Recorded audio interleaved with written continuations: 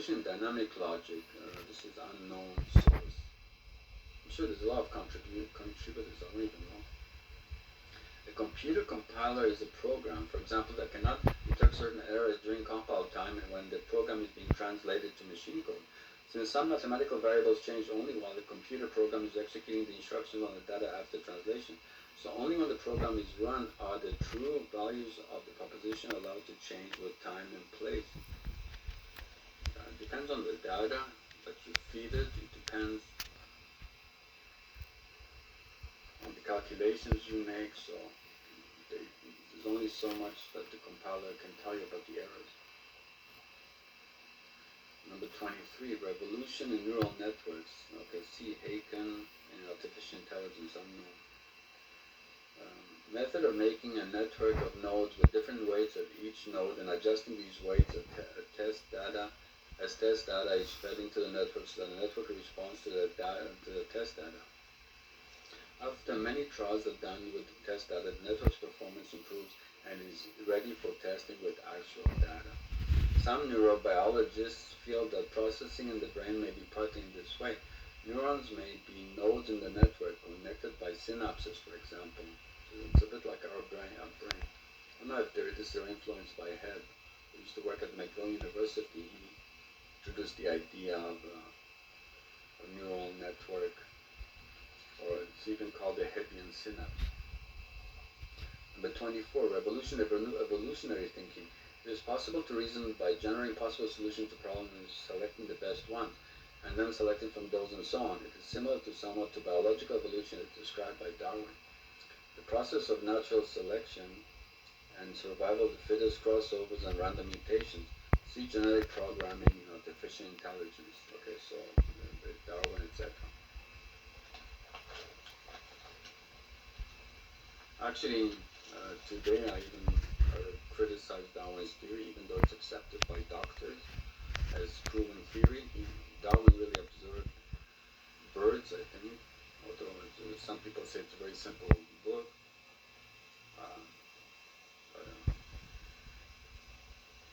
don't. You see, survival of the fittest. Really, according to Maimonides, the people who are the fittest are the intellectual. I mean, our greatest perfection is the intellect. And even Aristotle says that the life that is divine is to spend a life in contemplation. But if you did that, you'll perish very fast because most people who want to multiply, they want to survive. You have to work. You have to have kids. And kids are very expensive. You want to have 3, 4, 5, 10 kids. And you want to multiply, be fruitful, multiply. You have to work many hours, so you don't have much time to study, and there's so much to learn. So in that sense, I mean, the people who will survive are those who work hard, but they don't have time to study, so they remain ignorant. Very few people go to university even. But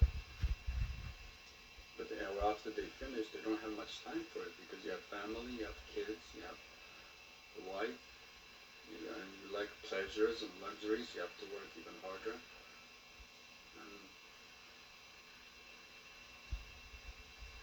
And if you follow traditional religion too, that also takes more time. There's not much time. And even now, just saying that there's so much knowledge in mathematics alone that even mathematicians don't even understand each other anymore. I think that Gowers said that he won the Fields Medal, the most prestigious prize in mathematics. I think also Ed Whitten from Superstring Theory won that medal. And Hubert Reeves, I think from Montreal, won the Einstein Prize. And also Penrose, 1990, won the Einstein Prize. I guess that also must be prestigious.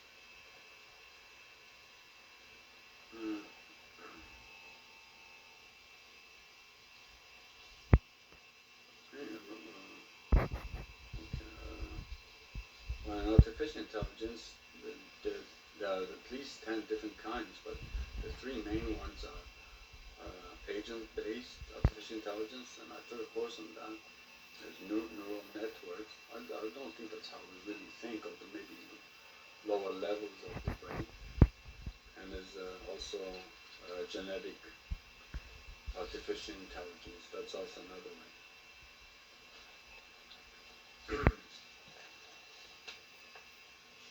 Okay, page 11, 25. Revolution in Therapeutic Thinking. Durkheim or Weber, author Joseph Bouton, etc. Okay, Revolution in Therapeutic Thinking, number 25. Durkheim may simply have made the great principle that you should become familiar with another person's world in order to understand him or his social group, since you or your social group may be very different from this world. But maybe by extending this idea we can create a new school of psychotherapy, maybe Xanadu psychotherapy. The clinical psychologist or psychiatrist or family doctor must enter into the world of the patient and help them. Of course, it is too long and expensive to fix all the problems that the patient has. So you must focus on the main problem and that is interfering with the person's life at the moment and try to fix that first of all. In medicine, the case history is the most important tool the doctor has in his diagnosis, and this is also true in clinical psychology. The patient may simply have a misconception about the world, or it may be real, but a problem that he needs help in solving, since not everyone is a genius, though they often think they are. Even geniuses make mistakes. But are some problems impossible or very difficult to solve, and the patient knows it, question mark. Life is very difficult for everyone, but for some people it is even more difficult, or even for people who are well adjusted, the world can go upside down very quickly. It is possible to help a person with an illogical point of view of the world by getting familiar with his world and entering it, and gradually bringing him or her out of that world and into a logical or real one. If a doctor simply gives a depressed patient a stimulant to make him happy, or an excited person a tranquilizer, or an anxious person or paranoid person a strong tranquilizer, then obviously he avoids dealing with the real problems directly.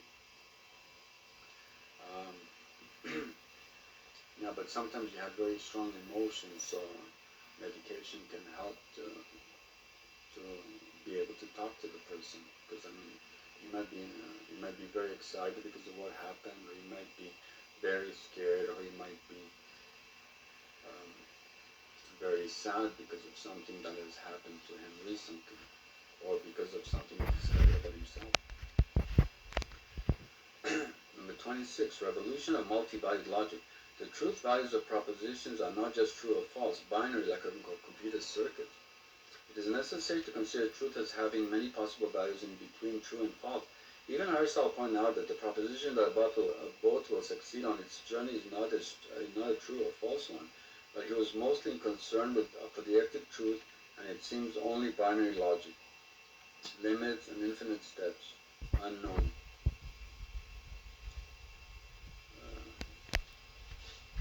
Okay, number 27. Green, Stokes, Carl Friedrich Gauss. Revolution of vector integral calculus. Parameterization, limits, infinite steps. Theory.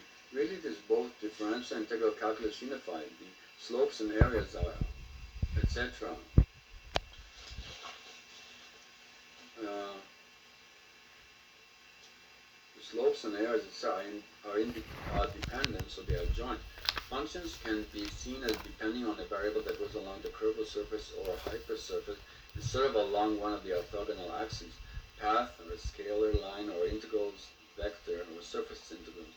This allows relating an area on a plane to a line integral on the closed curved surface around it, green, or any area to be vector along a simple closed curve around it, Stokes, or a surface or volume to an integral over a closed surface or closed curve or surface respectively, Gauss. Since the boundaries should determine what is inside it in some ways, this makes it easier to evaluate some integrals. This was a bit confusing at first because the teacher gives you the details, but the main point is that Usually in mathematics you have a variable that goes along the axis. You have x, y, z, which are perpendicular to each other, and time also if it's four-dimensional. But here you have variables that move along the curve, or along curves that are perpendicular along a surface. And so it's a bit confusing, it's different. But you can relate these to the ones that move along the axis. This might be you might be able to use it in general relativity also, instead of tensors. But that's a basic point. I mean, they can make you memorize it and penalize you if you don't remember it. But that's the key idea that you should know. Okay. But anyway, also it's a cool trick. I mean, we got countless of integrals that you can't solve, or maybe, and you can transform them from one to the other, or that to the other, and you might be able to solve it because the other method might be simpler, making the impossible possible, or the difficult easier. Number 28, revolution of differential equation. Okay, Isaac Newton, Pierre-Simon Laplace, Jean-Baptiste Joseph Fourier, etc. Limits, infinite steps. These are equations with derivatives of unknown functions, and the goal is to determine these functions. Include partial differential equations, which have multiple variables, and systems of differential equations. Sometimes a higher order equation can be reduced to a system of differential equations, or vice versa. You can reduce a system of differential equations to one higher order equation. Sometimes you can solve it either way. So for example, the wave equation, like light,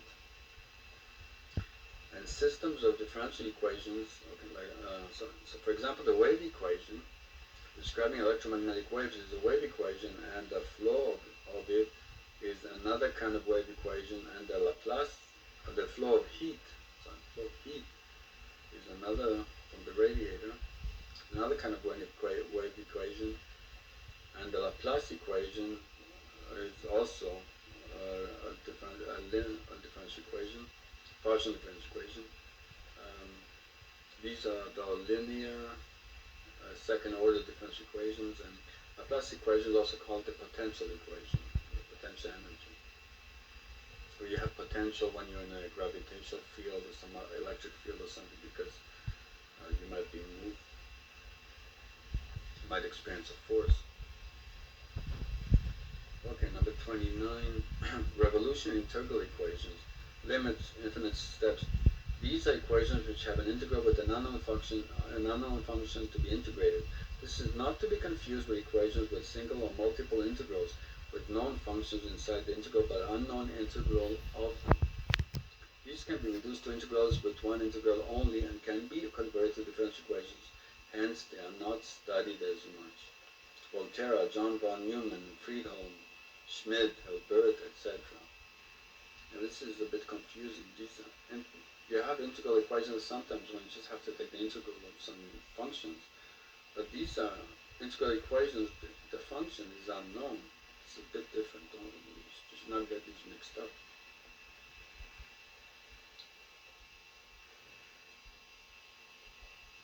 Okay, number 30, revolution in optimization mathematics. This is unknown. Finding the ideal values among many alternatives, finding the maximum or minimum value of functions can be very important in decision making. You can minimize costs or maximize speed of some products. For example, there are linear optimization methods like the simplex method, which is used a lot, and many non-linear optimization methods available. Also, the problems can be solved.